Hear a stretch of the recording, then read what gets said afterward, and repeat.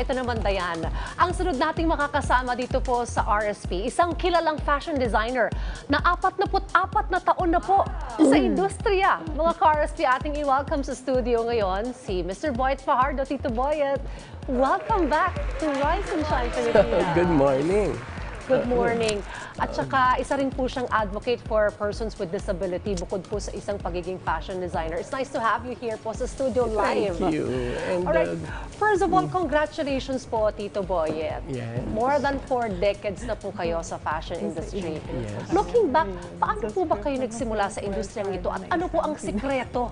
At tumagal po kayo ng ganito nga more than 4 decades All na, right. Tito Boyet. About 44 years ago, I started my designing career being apprentice to different fashion designers. So I was an illustrator before because they say that I am good in illustration, no?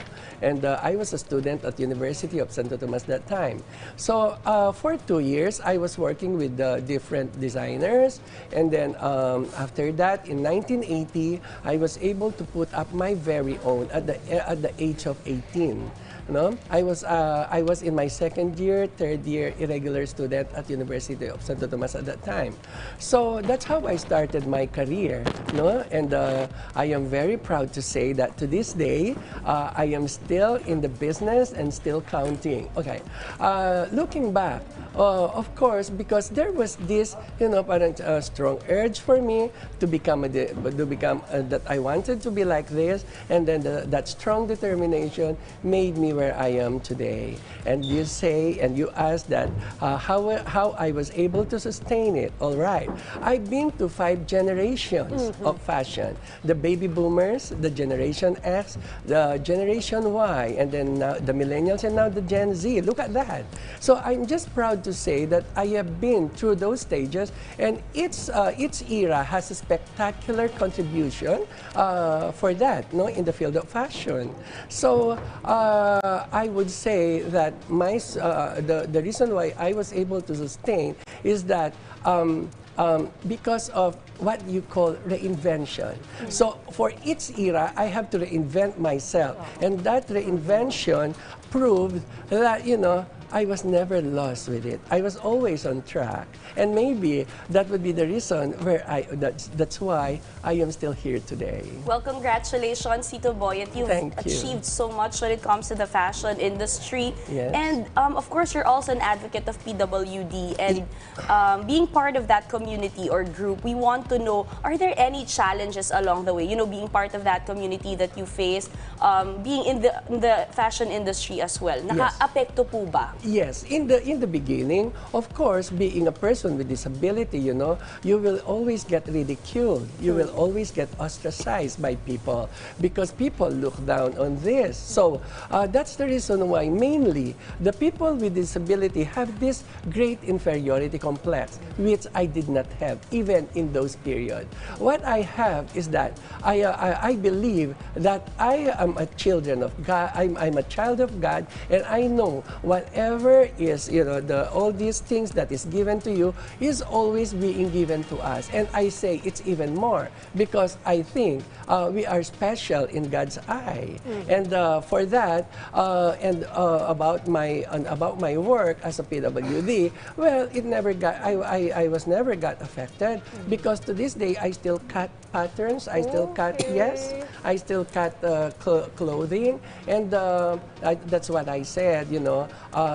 Being a PWD never got into my system because I believe that we have these physical parameters, but of course we have to fight for equality. And now we have a other form of abilities, and I think we have to focus and to look on that. Hindi talaga hadlang ang kahit anong kapansanan para ma-achieve mo talagang tagumpay. On your personal capacity dito, Boyet, paano mo rin natutulungan yung ibang mga PWD na maabot din yung kani-kanila mga pangarap na kagaya mo nagtagumpay sa napili mong profesyon? Well, I love that question. Yes, I would like to be an instrument, to become an instrument of my fellow PWDs to come out in the open and break all those barriers that, people put that division.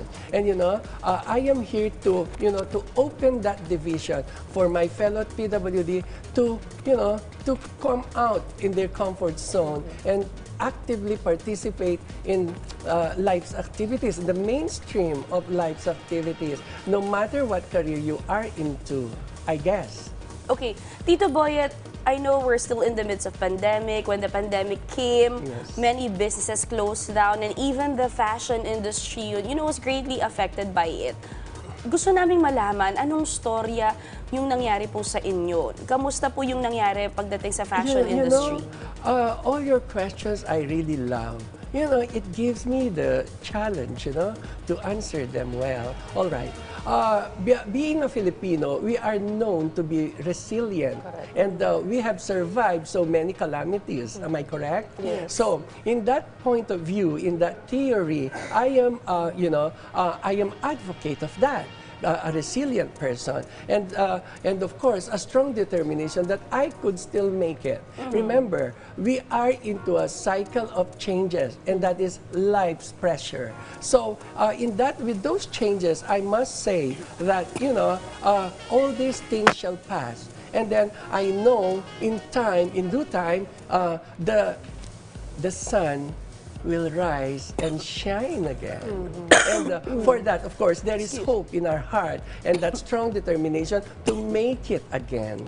So that's how I look at it. Not because I could design something like this. No, it starts from within. It starts from the mental faculties of our mind. I love the optimism ni Tito Boyet Fajardo. Alright, pinaka-memorable milestone naman, Tito Boyet, looking back sa more than 4 decades mo sa industry nito, meron ka bang particular moment na talagang magde-define din ng iyong pagiging isang fashion yes, designer? when I was just starting as into this career, it was my mother who really inspired me because I saw her making clothes like that, and she inspired me tremendously. That's why maybe I followed her footsteps, and I realized that that I would be into this field, and I am just so happy to announce that in 44 years, I think I am one of the, or I should say, I'm the only one left. In those malls, like, can I say, SM, Robinson, and almost 80% of malls in the country, our clothes are still available and still being patronized, as I said, from the baby boomers in those era and Gen now Z, the Gen Z. And you also have a newest fashion line called the Fabulous at 40, Tito Boyet. Would you like to tell us more about this? All right. That Fabulous at 40s. Remember, the 60s are the new 40s now, and the 40s now are in their 20s. So if you notice that the 40s women now tend to be more trendy, and that they tend to be more aggressive. Remember, in those era of the 70s, there was this fashion called, I was already a designer at that time, this maski pops. Maybe you don't know that anymore. Maski pops means maski paano. And I noticed, as I said, with all the cycle, history repeats itself. It's now being used again. How do I say that?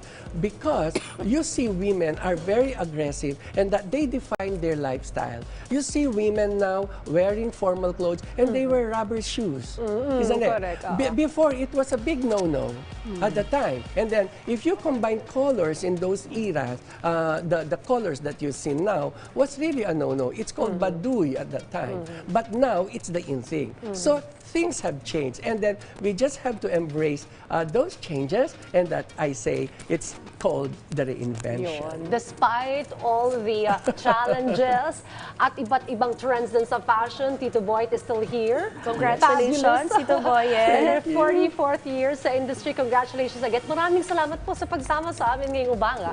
Muli, nakapanayan po natin si Tito Boyet Fajardo, isa pong fashion designer at advocate din para sa mga persons with disability. Can I greet somebody? Sige po.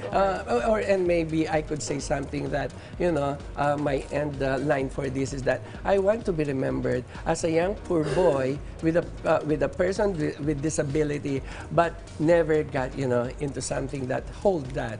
So I want to inspire people, not only the people with disability, but those people without disability as well. And look at me, may disability ako, pero I was able to make it.